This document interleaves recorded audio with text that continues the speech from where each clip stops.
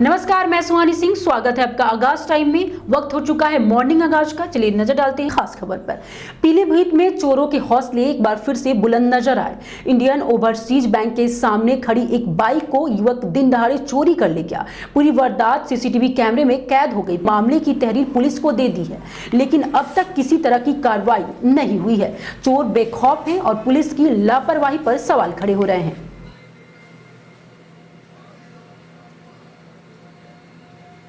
सीतापुर के लहरपुर कोतवाली क्षेत्र के भतफर गांव में उस वक्त हड़कंप मच गया जब सड़क किनारे एक विशालकाय मगरमच्छ दिखाई दिया। तालाब से निकलकर सड़क पर पहुंचे मगरमच्छ को देख राहगीर दहशत में आ गए और उसका वीडियो बनाकर सोशल मीडिया पर वायरल कर दिया। तालाब में मगरमच्छ है और जो है कि मतलब कई बार जो है कि अधिकारियों से कहा गया लेकिन कोई आए नहीं। ठीक है, और आगे चल के हम लोगों को जो है कि बहुत बड़ी समस्या हो सकती है, हमारे बच्चों को समस्या हो सकती है। इसकी कोई सुनवाई नहीं हो रही है। महोबा जिले के चरखारी कस्बे का ऐतिहासिक रिश्ता ईरान से जुड़ा है। ईरान के सुप्रीम लीडर अयातुल्लाह अली खamenei के गुरुवार और इस्लामिक क्रांति के जनक रूहुल्लाह खुमनानी के पूर्वजों की 7वीं पीढ़ी आज भी चरखारी के मोहल्ले तुर्कियान स्थित गोला घाट में निवास करती है।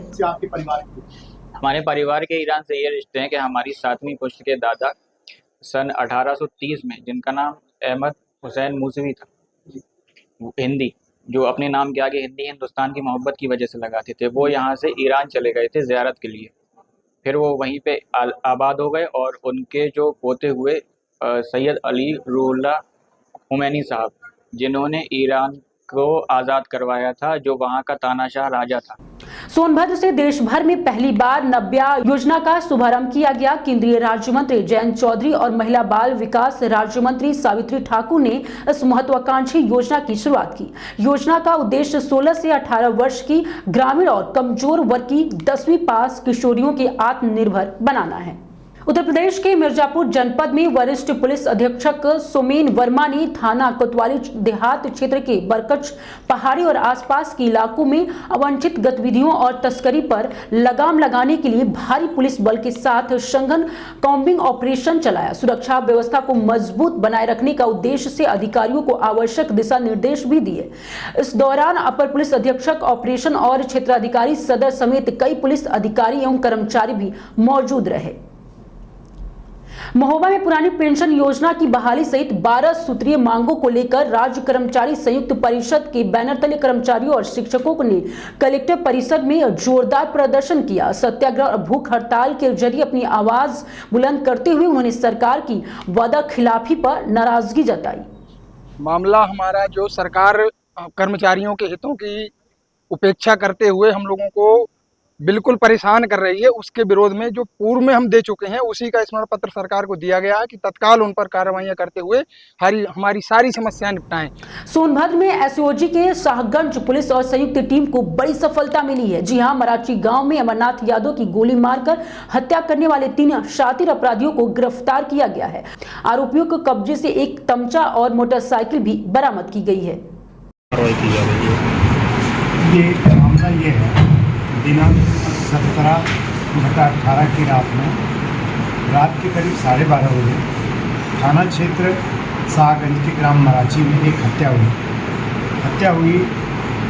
ये अमरनाथ यादव, इनकी उम्र 55 वर्ष थी। ये बाहर अपने घर के बाहर चारपाई पे सो रहे थे। 3 व्यक्ति आए और इनको गोली मार के चले गए।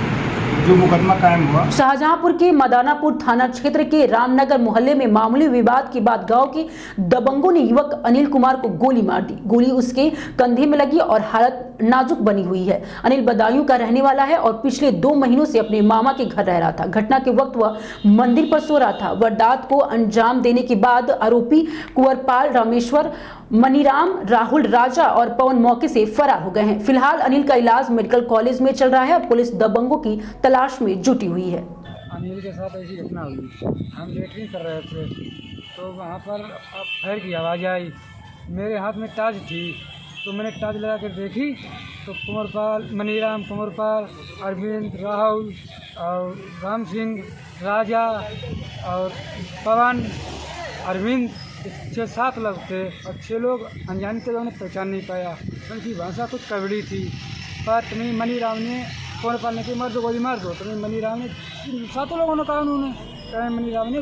कानपुर देहात के रनिया थाना क्षेत्र के अवैध रूप से बनी 25 से 30 दुकानों में प्रशासन का बुलडोजर चला है। एनएचआई द्वारा 3 साल से दी जा रही चेतावनी बावजूद अतिक्रमण न हटाने पर कार्रवाई की गई है। अतिक्रमण हटाने के दौरान मौके पर भारी पुलिस बल तैनात रहा।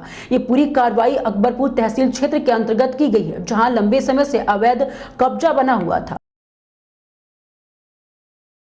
महोबा में बिजली दरों पर बढ़ोतरी, बदहाल आपूर्ति और निजीकरण के खिलाफ भारतीय अल्धर किसान यूनियन ने मोर्चा खोल दिया है। जिला अध्यक्ष जनक सिंह परिहर के नेतृत्व में यूनियन ने डीएम के माध्यम से मुख्यमंत्री ज्ञापन सौंपा और ऊर्जा मंत्री एवं विभागीय अफसरों पर हिटलर शाही रवैये का आरोप लगाया। किसान का कहना है कि बिजली दरें आम जनता की पहुंच से बाहर हो चुकी है और रोस्टर के मुताबिक सप्लाई भी नहीं मिल रही है। संगठन ने चेतावनी दी है कि यदि निजीकरण और भ्रष्टाचार पर रोक नहीं लगी तो पूरे प्रदेश में बड़ा आंदोलन खड़ा किया जाएगा और आगामी चुनाव में सरकार को करारा जवाब मिलेगा। सोनभद्र में खनन अधिकारी की सरकारी गाड़ी से एक युवक को रौदे जाने का गंभीर मामला सामने आया है। हादसा राबर्टगंज कोतवाली क्षेत्र के लोडी टोल प्लाजा के पास वाराणसी शक्तिनगर स्टेट हाईवे पर हुआ है। पॉलिटेक्निक छात्रों ने घायल युवकों को एम्बुलेंस से जिला अस्पताल पहुंचाया, जहां उसकी हालत गंभीर देखने से वाराणसी ट्रामा सेंटर रेफर कर दिया गया है। परिजनों और प्रत्यक्षदर्शियों का आरोप है कि यह हादसा जानबूझकर किया गया है और टक्कर मारने के बाद वाहन मौके से फरार हो गया। मामले की जांच जारी है। उत्तराखंड के लोहाघाट नगर के राजकीय आदर्श प्राथमिक विद्यालय में बच्चे आज भी 72 साल पुराने जर्जर भवन के नीचे पढ़ने में मजबूर हैं। बरसात में छत टपकती और दीवारें में दरार आ चुकी है। विद्यालय के प्रधानाचार्य महेश चंद्र उप्रेती ने अपने स्तर पर छत पर पॉलीथीन डलवाई है, लेकिन खतरा बना हुआ है।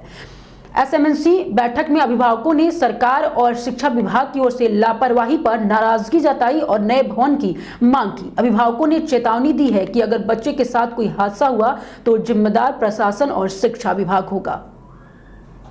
हरिद्वार की पावन धरती पर बुधवार को मां गंगा की गोद में 1121 लवारिस अस्थि कलशों का विसर्जन किया जाएगा। ये पुण्य कार्य जोधपुर की सामाजिक संस्था हिंदू सेवा मंडल द्वारा विधि विधान से हर की पौड़ी पर संपन्न होगा। इस आयोजन में नगर विधायक मदन कौशिक, गंगा सभा अध्यक्ष नितिन गौतम, प्रेस क्लब अध्यक्ष धर्मेंद्र चौधरी समेत कई गणमान्य लोग शामिल रहेंगे। संस्था के महामंत्री विष्णु चंद्र प्रजापति ने बताया कि ये अस्थियां पिछले 2 वर्षों से जोधपुर की स्वर्गाश्रम में संरक्षित थी। लखनऊ के त्रिवेणी नगर स्थित बड़ा दुर्गा मंदिर क्षेत्र में मंगलवार को घंटे की बारिश ने नगर निगम के तमाम दावों की पोल खोल दी। नाला चौक होने के कारण गंदा पानी मंदिर परिसर, लुधेश्वर, नागेश्वर महादेव मंदिर और आसपास के घरों में घुस गया, जिससे अफरा तफरी मच गई। जलभराव के चलते गाड़ियां बंद हो गई, बच्चे स्कूल से घर नहीं लौट पाए और लोग घरों में कैद हो गए। स्थानीय लोग का कहना है कि कई महीने से नगर निगम से शिकायत के बावजूद कोई कार्रवाई नहीं हुई और मौके से कोई अधिकारी अब तक नहीं पहुंचा है।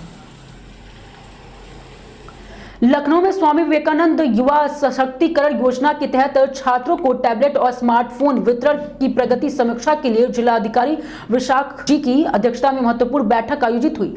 डीसी मनोज चौरसिया ने बताया कि अब तक आपको बता दें कि 26,463 डिवाइस वितरित किए जा चुके हैं, जबकि कुछ संस्थानों में वितरण और मैपिंग शेष है। जिलाधिकारी ने 29 जून तक विशेष कैंप लगाकर शेष वितरण सुनिश्चित करने के निर्देश दिए गए हैं। लखनऊ में समाज कल्याण विभाग में छात्रवृत्ति योजना की चुनौतियों और समाधान पर चर्चा के लिए भागीदारी भवन में कारक परिचर्चा आयोजित की गई है। समाज कल्याण राज्य मंत्री असीम अरुण ने बैठक की अध्यक्षता करते हुए कहा कि प्रत्येक पात्र छात्र को छात्रवृत्ति पाने का पूरा अधिकार है और मुख्यमंत्री योगी आदित्यनाथ की मंशा है कि कोई भी छात्र धन के अभाव में शिक्षा से वंचित न रहे। उत्तर प्रदेश में विद्युत वितरण निगमों को निजीकरण को लेकर बड़ा सवाल खड़ा हो गया है। विद्युत कर्मचारी संयुक्त संघर्ष समिति ने सरकार पर निजी कंपनियों से मिलीभगत का आरोप लगाते हुए इस पूरे मामले की सीबीआई जांच की मांग की है। समिति का दावा है कि निजीकरण की प्रक्रिया में भारी अनियमितताएं और घोटाले के संकेत मिले हैं। समिति ने चेतावनी दी है कि यदि प्रक्रिया नहीं रोकी गई तो प्रदेश भर में बड़ा आंदोलन शुरू किया जाएगा।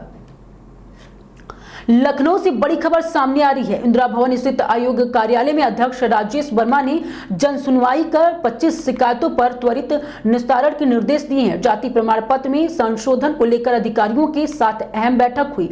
वहीं प्रमोशन, वेतन और अवैध कब्जे जैसे मामले में कई शिकायतें निस्तारित की गई और कुछ प्रकरणों में गैर हाजिरी अधिकारियों पर नाराजगी जताते हुए कार्रवाई की चेतावनी दी गई है।